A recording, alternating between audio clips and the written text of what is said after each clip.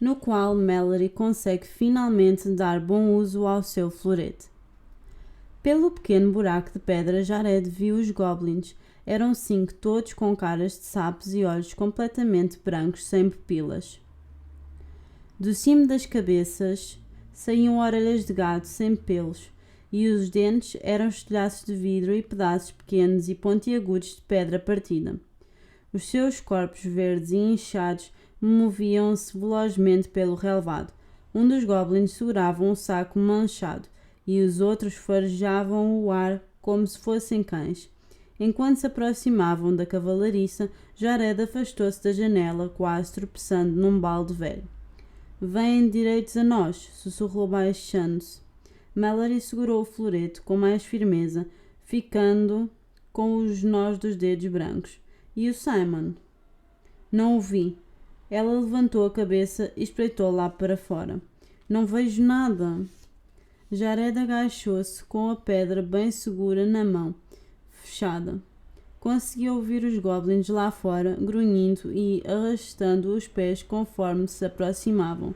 Não se atrevia a olhar novamente através da pedra. Nisto ouviu o som de madeira podre a estalar. Uma pedra atingiu uma das janelas. "Eles vêm aí!" exclamou Jared.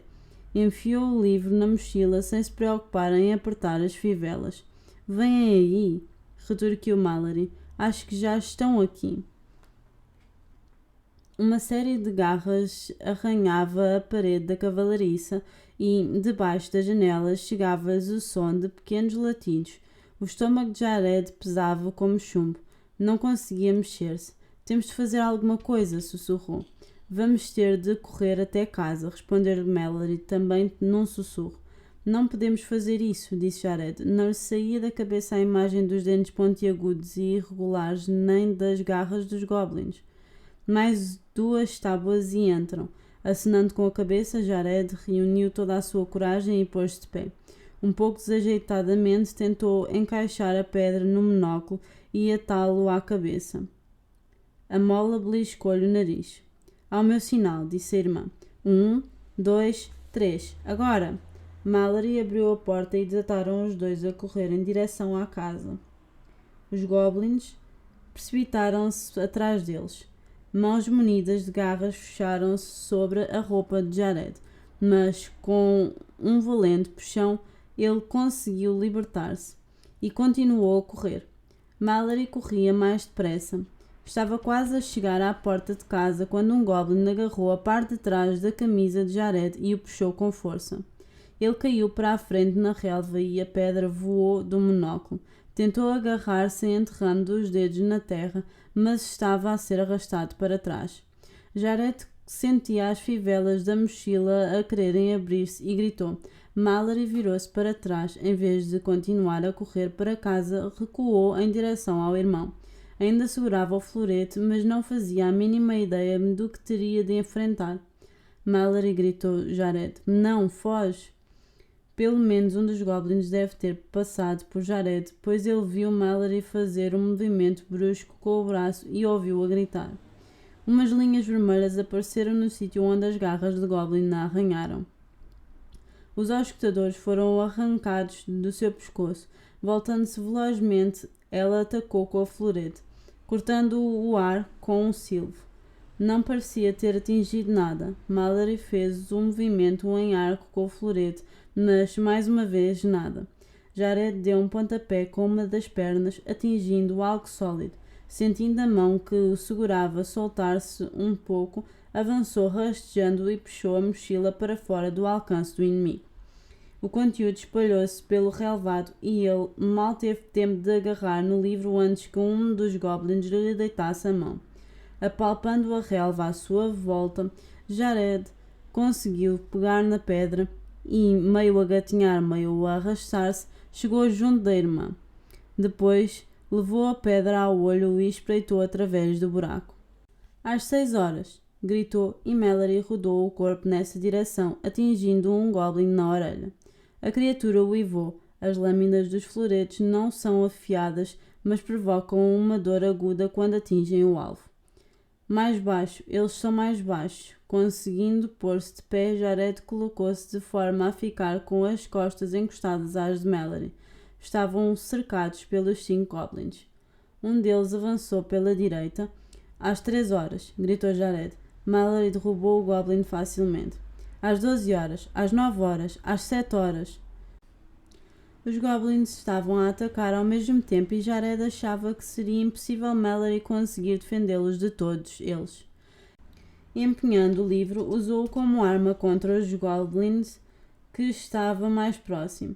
Atrás, o livro atingiu com força suficiente para o fazer estatelar-se de costas no chão.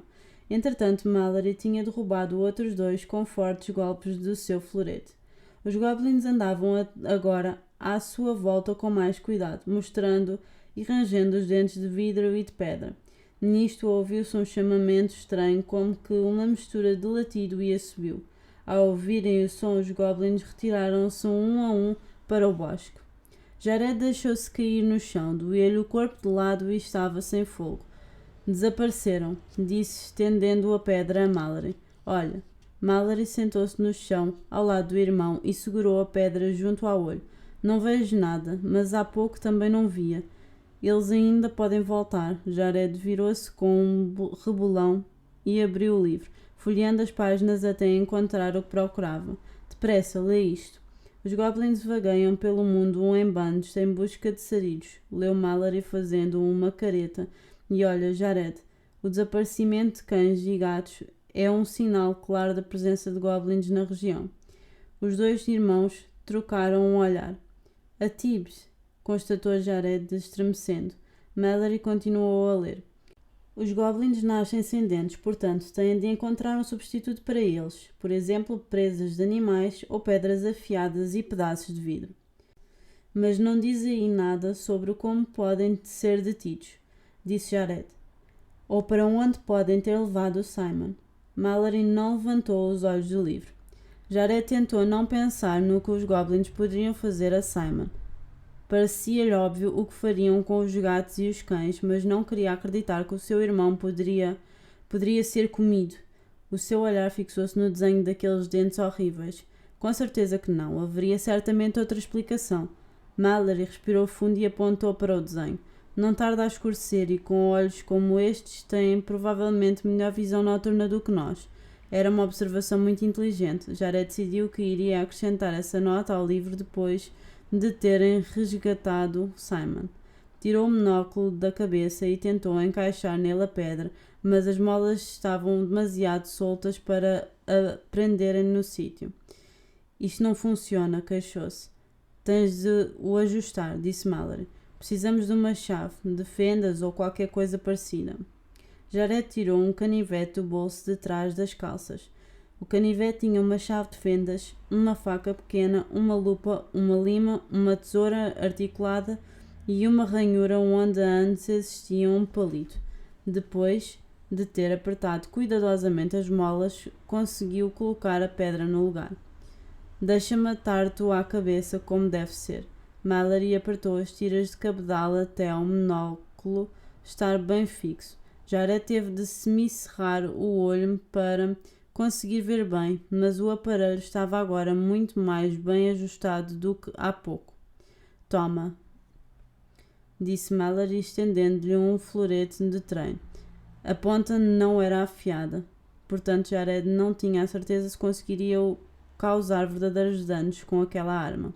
Fosse como fosse, sentia-se melhor estando armado. Depois de meter o livro na mochila, Jared apertou-lhe um pouco as alças e, empunhando o florete à sua frente, começou a descer a colina, entrando no bosque que escurecia a pouco e pouco. Estava na hora de encontrar Simon.